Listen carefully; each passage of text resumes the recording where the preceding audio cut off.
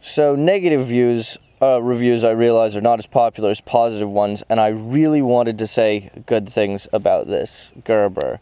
For those who aren't aware, this is a very common, or surprisingly common, Gerber folding utility knife. I think they call it the EAB, and I just got it recently, and I really wanted to like it, because for the longest time I've been questing for basically this, something that holds a utility knife blade that's stable, that doesn't dull the blade, that is one hand open close, that's, that comes with a clip it, that's pocketable, because there are a lot of advantages to a design that does that. And I'd thought when I'd found this, that this was that knife, that this was finally somebody made a nice one. Unfortunately, that pretty quickly proved not to be the case, and there are a series of little problems with it. Starting with the minor, this pocket clip is not thick enough at the top to hold onto a pocket properly. Most thick pockets are thicker than this, so you run into small issues there.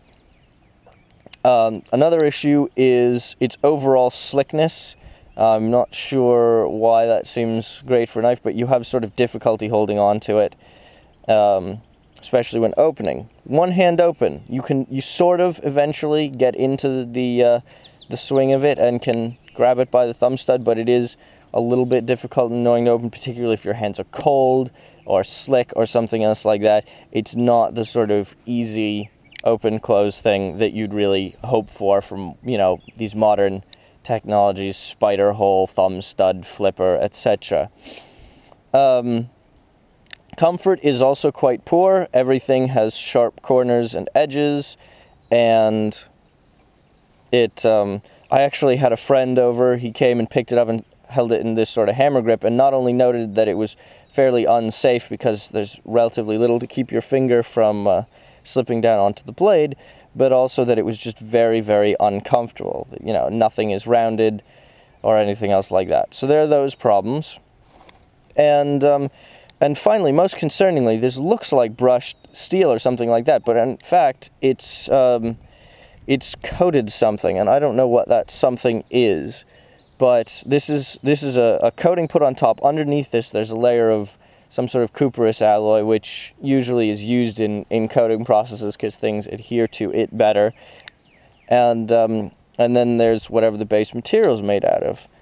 And this means that in carrying it and using it 3 days, the lock has advanced from, what you'd consider to be ideal engagement to basically 100% engagement. And this is not flicking or flipping for fun or anything else like this. This is opening a couple times to use. Maybe it'll stabilize, but it hasn't. It hasn't really, and it's a bit disconcerting. So I guess, all in all, I've seen a lot of other reviewers say positive things about this, and so I got one, despite the price, which was about $10, which gave me a little cause for concern. But I was disappointed ultimately, because this isn't what I'd hoped it would be.